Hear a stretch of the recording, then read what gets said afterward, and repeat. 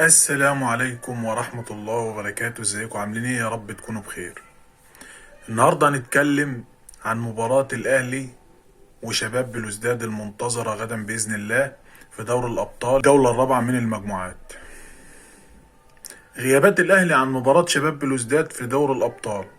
هنتكلم عن أبرز الغيابات: محمد الشناوي بيغيب للإصابة، ومحمود متولي، خالد عبد الفتاح، أحمد نبيل كوكا، وإليو ديانج، ومحمد الضاوي كريستو، وبيرسي تاو، وسام ابو علي الوافد الجديد طبعا الفلسطيني، واحمد عبد القادر. بيرسي تاو طبعا هيغيب للاجهاد، بيرسي تاو هيغيب للاجهاد، لكن وسام ابو علي واحمد عبد القادر لعدم الجاهزيه. ده طبعا كلام كولر. نكمل الغيابات: عمر كمال عبد الواحد، محمود الزنفلي وعمر كمال عبد الواحد طبعا لعدم القيد في افريقيا.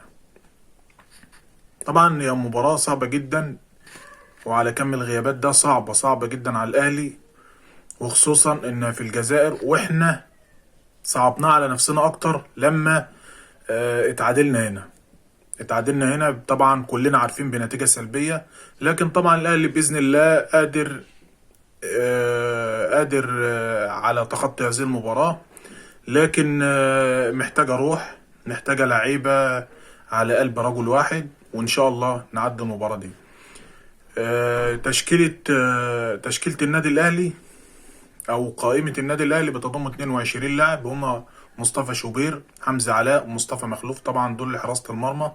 وخط الدفاع: علي معلول، وكريم الدبيس، محمد هاني، وأكرم توفيق، وياسر إبراهيم، ومحمد عبد المنعم، ورامي ربيعة. وطبعا خط الوسط: مروان عطية المتألق جدا جدا جدا في الفترة الأخيرة، وإمام عاشور. وطبعا يعني قبل ما اكمل لكم التشكيله، انا يعني متوقع يعني انه مش هيبدا بامام عاشور.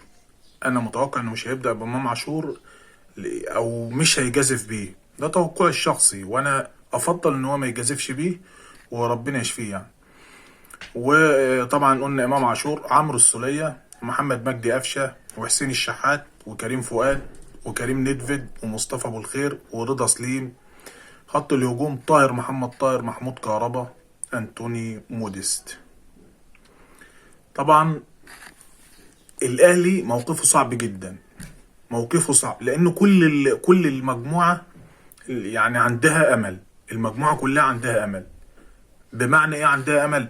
الاهلي عنده 5 نقاط، وميدياما عنده 4 نقاط، وشباب بلوزداد عنده 4 نقاط، يانج افريكانز نقطتين. طبعا الاهلي 5 نقاط، الاهلي 5 نقاط لان يعني فوز وتعادلين. التعادل الاخير ده، التعادل الاخير وبرضه في ماتش يانج افريكانز كان حاجه برضه غير مرضيه بالمره لجمهور النادي الاهلي. لكن الاهلي كلنا عارفين انه في المجموعات حاجه، وفي الادوار الاقصائيه حاجه تانية. ان شاء الله يعني، ان شاء الله، وزي ما هو عودنا، وباذن الله خير. الاهلي طبعا عنده 5 نقط، وبلوزداد عندها 4 نقط، وميدياما 4 نقاط، ويانج افريكانز نقطتين. كل الفرق عندها امل. يعني يانج افريكانز لو كسب الثلاث مباريات صعدت.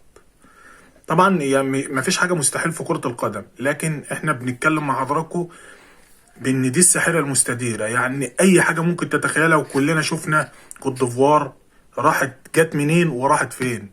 كوت ديفوار من احسن توالت، وبسبب ضربه ركنيه خدت تائع من احسن التوالت، وراحت فين؟ راحت النهائي، ولعبت النهائي، وخرجت في طريقها السنغال المرشح الاقوى، وخرجت نيجيريا بعد ما نيجيريا كانت عامله مباراه جامده جدا. لكن هي دي كره القدم، وزي ما بنتكلم ونقول ان مفيش مستحيل في كره القدم، وكل الفرق عندها امل، وكل الفرق لازم تحلم. وانا شايف ان المجموعه دي، يعني المجموعه دي لو الاهلي ما تعادلش على الاقل، المجموعه دي هيحصل فيها لخبطه جامده جدا، هنشوف وما نستعجلش. الاهلي له مباراة داخل ارضه هي يانج افريكانز بس، باستثناء مباراة طبعا وطبعا مباراة الجزائر اللي هتقام بكرة، وفي مباراة يانج افريكانز وفريق ميدياما ده هنقابله بره برضه على ارضه.